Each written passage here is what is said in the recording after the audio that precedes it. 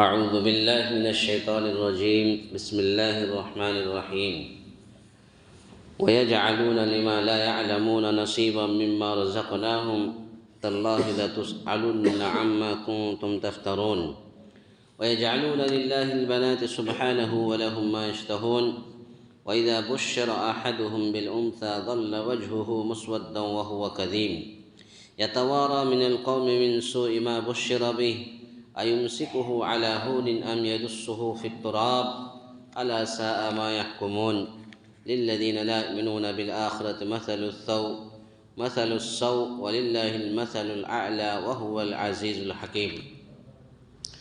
اللہ رب العالمین نے ارشاد فرمایا وَيَجْعَلُونَ لِمَا لَا يَعْلَمُونَ نَصِيبًا مِّمَّا رَزَقْنَاهُمْ، اور جسے جانتے بوجھتے بھی نہیں اس کا حصہ ہماری دی ہوئی روزی میں سے مقرر کرتے ہیں۔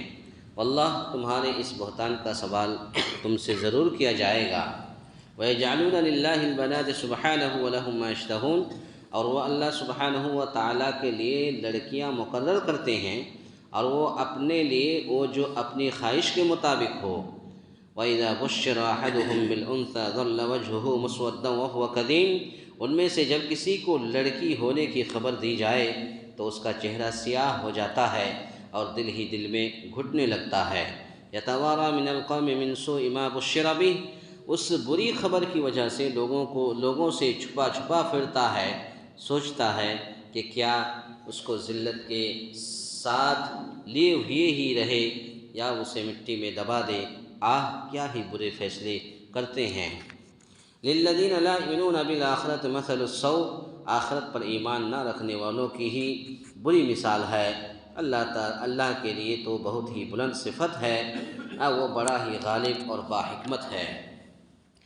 یہ سورۃ النحل کی آیت نمبر 56، 57، 58، 59 اور 60۔ اس آیت کریمہ کے اندر اللہ رب العالمین نے ہمیں اور آپ کو یہ پیغام دیا ہے کہ مشرکین کا معبودان باطلہ کے لیے اللہ تعالیٰ کے عطا کردہ رزق سے نظر و نیاز۔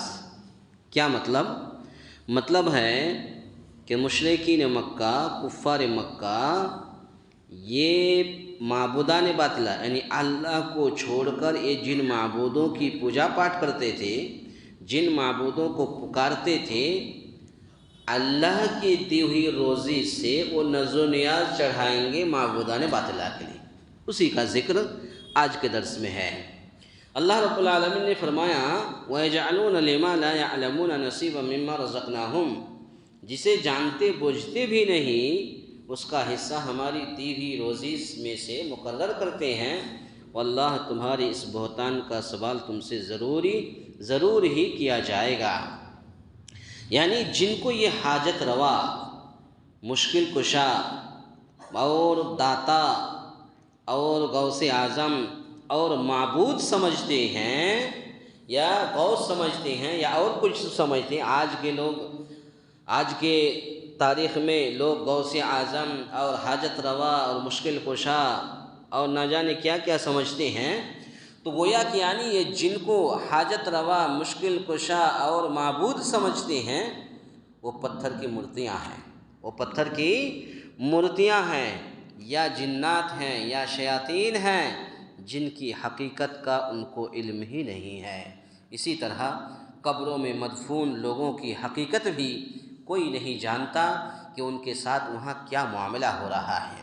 اب ایک انسان ہے جنہوں نے کبھی زندگی میں کبھی نیکیاں کی ہی نہیں ہیں، اب وہ مرنے کے بعد جیسے ہی مر گیا تو وہ بہت بڑا بابا بن جاتا ہے۔ تو گویا کہ اس طریقے سے یہ اس کو لقب دینا اور اس طریقے سے ماننا، پوجا پاٹ کرنا، نہیں معلوم کہ وہ آدمی قبر کے اندر کس حالت میں پڑے ہوئے ہیں۔ ہو سکتا ہے کہ اس کے ساتھ وہ خود ہی نفسی کا عالم ہو رہا ہو، تو ان کی حقیقت بھی کوئی نہیں جانتا کہ ان کے ساتھ وہاں کیا معاملہ ہو رہا ہے۔ وہ اللہ کے پسندیدہ افراد میں ہیں یا کسی دوسری فہرست میں ہیں، ان باتوں کو کوئی نہیں جانتا۔ لیکن ان ظالم لوگوں نے ان کی حقیقت سے ناآشنا ہونے کے باوجود انہیں اللہ کا شریک ٹھہرا رکھا ہے، اور اللہ کے دیے ہوئے مال میں سے ان کے لیے بھی نظر و نیاز کے طور پر حصہ مقرر کرتے ہیں، بلکہ اللہ کا حصہ رہ جائے تو بے شک رہ جائے، ان کے حصے میں کمی نہیں کرتے، جیسا کہ اللہ رب العالمین نے سورۃ الانعام آیت نمبر 136 میں بیان کیا ہے۔ تم جو اللہ پر افترا کرتے ہو، اللہ پر بہتان باندھتے ہو، اللہ پر الزام لگاتے ہو کہ اس کا شریک یا شراکا ہے۔ کفار مکہ مشرکین مکہ کہتے ہیں کہ اللہ کا شریک ہے، اللہ کا شراکا ہے، اس کے بابت قیامت والے دن تم سے پوچھا جائے گا۔ اب مشرکین مکہ سے، کفار مکہ سے کل قیامت کے دن تو پوچھا جائے گا کہ اللہ کا شریک اور شراکا ہے کہاں۔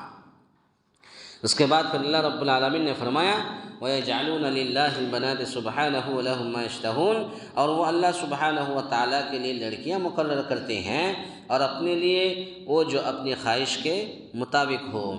عرب کے بعض قبیلے اور خزاعہ اور کنانہ، یہ دو قبیلہ فرشتوں کی عبادت کرتے تھے، یہ دو قبیلہ کے لوگ فرشتوں کی عبادت کرتے تھے اور کہتے تھے کہ یہ فرشتے نہیں، یہ اللہ کی بیٹیاں ہیں، کہتے تھے کہ اللہ کی بیٹیاں ہیں۔ نعوذ باللہ، اللہ کی بیٹیاں نہیں ہیں، اللہ کی نہ بیوی ہے، نہ بچے ہیں، نہ کچھ ہے، اللہ تنہا ہے، اللہ الصمد ہے، لم یلد ولم یولد ہے، ولم یکن لہ کفوا احد ہے۔ یعنی ایک ظلم تو یہ کیا کہ اللہ کی اولاد قرار دے دی، کہا کہ یہ فرشتے اللہ کی بیٹیاں ہیں، جبکہ اس کی کوئی اولاد نہیں ہے۔ پھر اولاد بھی اگر قرار دیا، کہا کہ اولاد بھی اگر ہے تو وہ بھی مؤنث بیٹی، جسے وہ اپنے لیے پسند ہی نہیں کرتے، اللہ کے لیے اسے پسند کیا۔ جو انسان اپنے لیے پسند نہیں کرتا اور وہ اللہ کے لیے اس کو پسند کرتے ہیں، کہتے ہیں کہ اللہ کی بیٹیاں ہیں، یہ فرشتے اللہ کی بیٹیاں ہیں، جسے دوست مقام پر اللہ رب العالمین نے سورہ نجم آیت نمبر 21-22 کے اندر ارشاد فرمایا أَلَكُمُ الذَّكَرُ وَلَهُ الْأُنثَىٰ تِلْكَ إِذًا قِسْمَةٌ ضِیزَىٰ، کیا تمہارے لیے بیٹے اور اس کے لیے بیٹیاں؟ یہ تو بڑی بھونڈی تقسیم ہے۔ یہاں فرمایا کہ تم تو یہ خواہش رکھتے ہو کہ بیٹے ہوں، بیٹی کوئی نہ ہو۔ اس کے بعد پھر اللہ رب العالمین نے فرمایا یتوارا من القوم من سوء ما بشر بہ، اس بری خبر کی وجہ سے لوگوں سے چھپا چھپا پھرتا ہے، سوچتا ہے کہ کیا اس کو ذلت کے ساتھ لیے ہوئے ہی رہے یا اسے مٹی میں دبا دے، کیا ہی برے فیصلے کرتے ہیں۔ یعنی لڑکی کی ولادت کی خبر سن کر ان کا تو یہ حال ہوتا ہے جو مذکور ہوا ہے، اور اللہ کے لیے بیٹیاں تجویز کرتے ہیں۔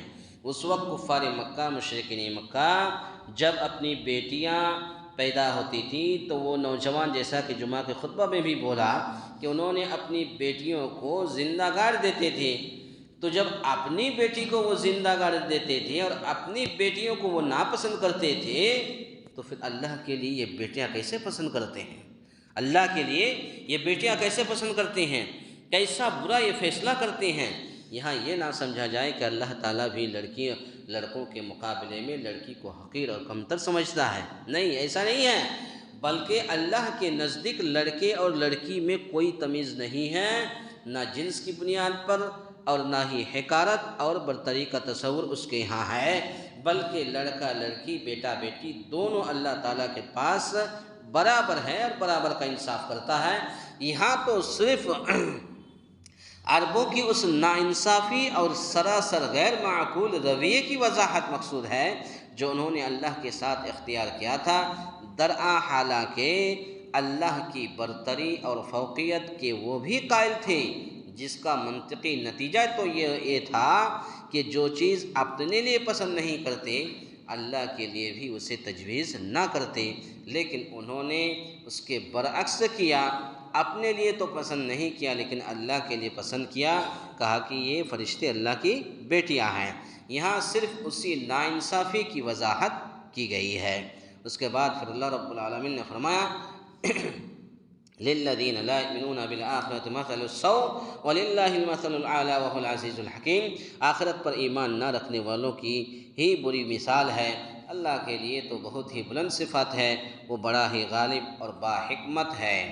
یعنی کافروں کے برے اعمال بیان کیے گئے ہیں کہ انہی کے لیے بری مثال یا صفت ہے، یعنی جہل اور کفر کی صفت، یا یہ مطلب ہے کہ اللہ کی جو بیوی اور اولاد ٹھہراتے ہیں یہ بری مثال ہے، جو یہ منکرین آخرت اللہ کے لیے بیان کرتے ہیں، یعنی اس کی ہر صفت مخلوق کے مقابلے میں اعلیٰ و برتر ہے۔ مثلا اس کا علم وسیع ہے، اس کی قدرت لامتناہی ہے، اس کی جود و عطا بے نظیر ہے۔ وعلی ھذا القیاس، اور یا یہ مطلب ہے کہ وہ قادر ہے، اللہ رب العالمین قادر ہے، خالق ہے، رازق ہے، غفار ہے، قہار ہے، جبار ہے اور سمیع بصیر ہے وغیرہ۔ یہ فتح القدیر کے اندر تفسیر کے اندر موجود ہے، جو کہ عربی تفسیر ہے۔ یا بری مثال کا مطلب نقص، کوتاہی، اور مثل اعلیٰ کا مطلب کمال مطلق اور ہر لحاظ سے اللہ کے لیے ہے۔